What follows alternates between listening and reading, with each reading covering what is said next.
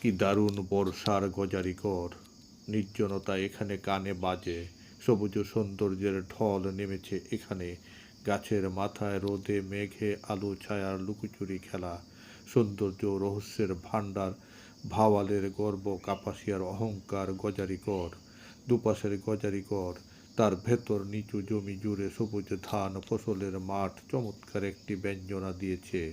সে ফসলের পাহারাদারি যেন গজারির গড়ের, এই গড়ের ভেতর দিয়ে পথ চলতে গিয়ে গায়ে কাঁটা দিয়ে ওঠে। এই বুঝি ঘাড়ে লাফিয়ে পড়ল বিদ্যুৎ চমকের মতো আক্রমণ করে বসত হিংস্র চিতাবাঘ।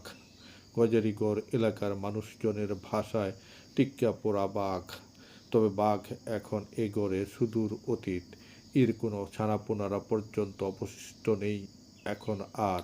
গজারিগড়ে বসবাসকারী প্রাণীদের মধ্যে এখনও শোনা যায় কচিত কদাচিৎ দু একটি মেছু বাঘ চোখে পড়ার কথা।